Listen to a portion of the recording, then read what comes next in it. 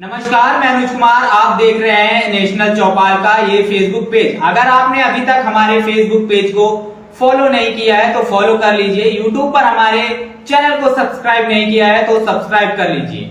जी हाँ, इस वक्त मैं आपके पास हाजिर हूँ दिन भर की बड़ी खबरों के साथ में। इस वक्त की एक बड़ी और अहम खबर निकलकर जो सामने आ रही है, बहुत बहुजन समाज को दुखित कर देने वाली और परेशान कर देने वाली खबर निकलकर सामने आ रही है। उसके साथ साथ बात की जाए जिस तरीके से तमाम बहुजनों में रोष का माहौल इसको लेकर है, पर ये खबर है क्या, उससे पहले हम ये जान लेते हैं। वहीं दिलीप मंडल जी के ट्विटर हैंडल से एक बड़ी खबर निकलकर सामने आ रही है।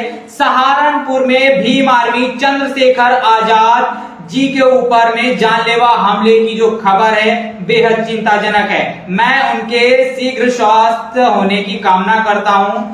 उम्मीद है कि यूपी पुलिस अपराधियों को पकड़ पाएगी। साथ ही आशा करता हूं कि अपराधियों को सत्ता का संरक्षण नहीं मिलेगा। जी हां, बड़ी खबर निकलकर सामने आ रही है। भीम आर्मी प्रमुख जो चंद्रशेखर आजाद जी हैं उन पर हमला हो गया है और हमले में गोली उनको छूते हुए निकली है जिससे उनको घायल हो गए हैं और उनका भी इलाज चल रहा है। उसके साथ ही साथ जिस तरीके से बहुजन समाज में इस बात को लेकर रोष आ गया और तमाम राजनीतिक जो पार्टियां हैं, नेता हैं, उनसे लगातार मिलने जा रहे हैं, लगातार ट्वीट कर रहे हैं उनके पक्ष में, उनके स्वास्थ्य को लेकर कामना कर रहे हैं। तमाम इस तरीके की जो खबरें सामने निकल कर आ रहे हैं। वहीं दिलीप मंडल जी अपने दूसरे ट्वीट में लिखते हैं कि यूपी सरकार को चाहिए कि भीम आर्मी को समुचित सुरक्षा प्राप्त कराए, यानी भीम आर्मी चीफ को चंद्रशेखर आजाद जी को समुचित व्यवस्था जो सुरक्षा है वो उपलब्ध कराई जानी चाहिए। यूपी में कानून व्यवस्था की स्थिति को देखते हुए यह बेहद जरूरी हो गया है। जी हाँ, जिस तरीके से चंद्रशेखर आजाद जी पे हमला हुआ है, जो लगातार दबे कुचले शोषितों की आवाज उठाते रहते हैं, उन पर इस तरीके की हमला होना कहीं ना कहीं कायराना हमला है। और ये हमला यह दर्शाता है कि उत्तर प्रदेश में कानून व्यवस्था कितनी बदहाल हो चुकी है। एक आम इंसान जिस तरीके से रोज मारा पीटा जाता, वहीं एक वो इंसान जो हजारों लोगों के साथ में रहता है, जो एक हजारों लोगों का रोल मॉडल है, और वो आज उसके ऊपर हमला होता है और हमले में वो घायल हो जाता है। उसके साथ साथ ही तमाम जो लोग लगातार उनको लेकर इस पर अपनी प्रतिक्रिया देते हुए नजर आ रहे हैं। वहीं बसपा नेता जयप्रकाश सिंह जी भी इस पर एक बड़ी प्रतिक्रिया देते हैं। जयप्रकाश लिखते हैं, भीम आर्मी के प्रमुख व असपा के राष्ट्रीय अध्यक्ष चंद्रशेखर आजाद जी के ऊपर सहारनपुर में जानलेवा हमला पर समाज उत्तर प्रदेश के लॉ एंड ऑर्डर की निंदा करता है। जय भीम, जय बीएसपी। इस तरीके से उन्होंने चंद्रशेखर आजाद पे जो हमला हुआ है उसकी निंदा की है और तमाम लगातार लोग हैं उनके स्वास्थ्य की कामना कर रहे हैं, लगातार उनके हाल जानते हुए नजर आ रहे हैं। वहीं वैभव कुमार ने भी अपने ट्विटर हैंडल से इस बड़ी खबर को ट्वीट किया है कि सहारनपुर के देवबंद के इलाके में चंद्रशेखर आजाद पर हमला, पेट को छूकर निकली गोली। इस तरह की कायराना हरकत बेहद निंदनीय है। दोषियों को तुरंत गिरफ्तार कर कड़ी से कड़ी सजा उत्तर प्रदेश सरकार दे। इस तरीके से वैभव कुमार का भी जो है सरकार को लेकर लगातार उन्होंने सरकार पर सवाल खड़ा किया और सरकार से उनके चंद्रशेखर पे जो हमला हुआ है उनकी गिरफ्तारी की मांग कर रहे हैं। जो लोगों ने हमले में शामिल हैं और उनकी गिरफ्तारी को लगातार हम उनके अरेस्ट की बात करते हुए नजर आ रहे हैं। वहीं सुनील अस्ते के ट्विटर हैंडल से बड़े इसी मुद्दे पे बड़ा एक बयान आया है। सुनील अस्ते लिखते हैं, मध्य प्रदेश के साथी भीम आर्मी राष्ट्रीय अध्यक्ष के अनुसार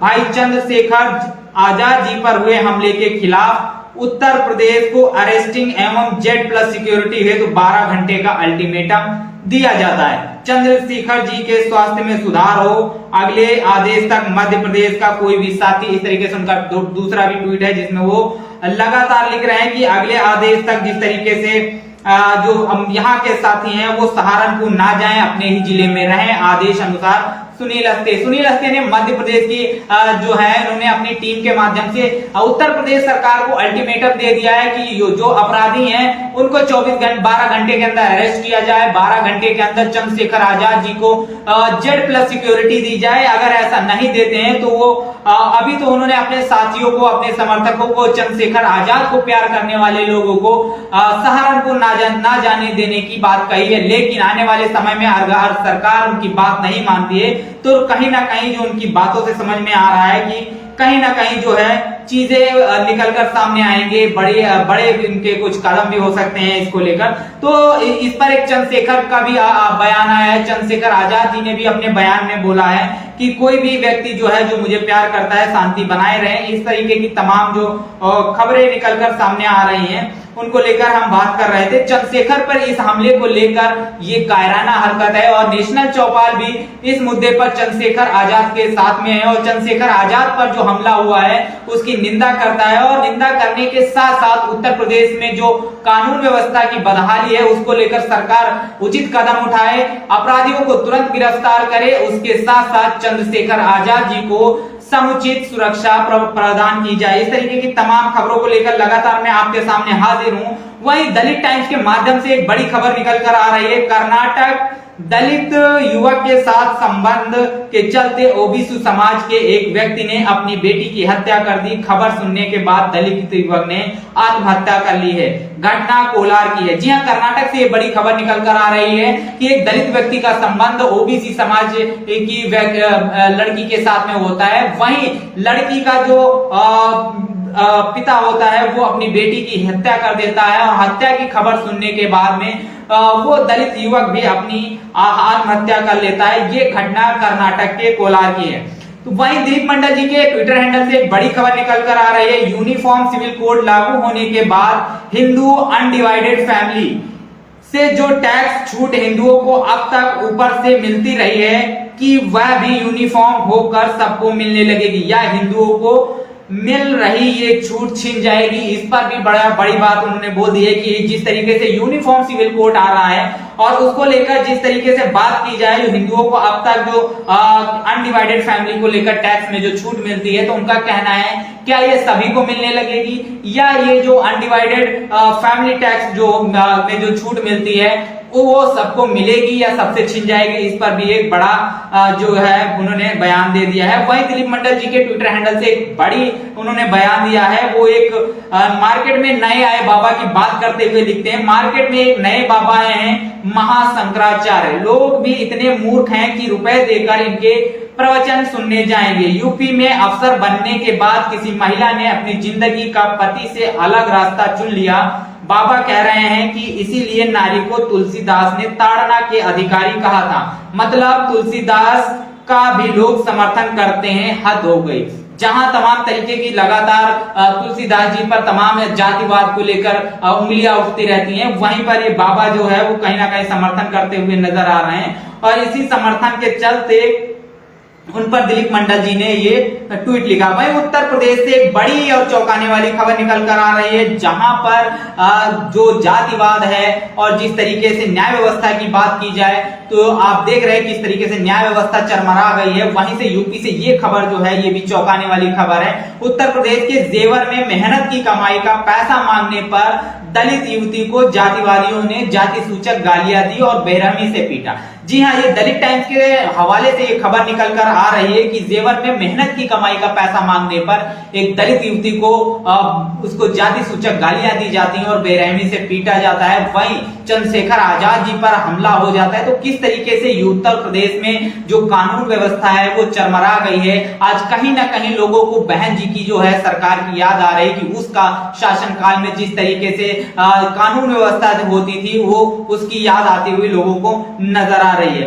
वहीं वेद प्रकाश जी के ट्विटर हैंडल से एक बड़ी खबर निकल कर आ रही है। उन्होंने विनाश काले विपरीत बुद्धि लिख के एक ट्वीट किया है। वो ट्वीट इसलिए है क्योंकि हिंदुस्तान की एक बड़ी खबर है जिस पर ये ट्वीट वेद प्रकाश जी का आया है। जिस हिंदुस्तान की खबर में लिखा है, नीतीश लालू की सवर्णों को साधने की तैयारी, कांग्रेस से राजपूत ब्राह्मण चेहरे बन सकते हैं मंत्री। इसको लेकर वेद प्रकाश जी ने कमेंट करते हुए लिखा है कि विनाश काले विपरीत बुद्धि। जी हाँ, जिस तरीके से आपने देखा उत्तर प्रदेश में किस तरीके से न्याय व्यवस्था चरमरा गई है, चंद्रशेखर आजाद जी पर हमला हो रहा है, उसके साथ साथ बहुत से ऐसे लोग हैं जिन पर दिन ब दिन लगातार हमले हो रहे हैं। जैसे उत्तर प्रदेश से एक दूसरी खबर आई जहां महिला के जेवर से, जहां पर महिला के ऊपर अत्याचार होता है, जाति सूचक गालियां दी जाती हैं, उसको मारा पीटा सिर्फ इसलिए जाता है क्योंकि वो अपनी मेहनत की कमाई मांग रही थी। और ये इस तरीके की तमाम खबरें लगातार आती रहती हैं। उत्तर प्रदेश में कानून व्यवस्था पूरी तरह ठप हो चुकी है। इस पूरे मामले पर आपका क्या कहना है, कमेंट बॉक्स में अपनी प्रतिक्रिया जरूर दीजिएगा। जय भीम, जय भारत। बहुजन विचारधारा को घर घर तक पहुंचाने के लिए हमारे YouTube चैनल को सब्सक्राइब करें, लाइक करें, कमेंट करें, शेयर करें और बेल आइकन की घंटी दबाना ना भूलें।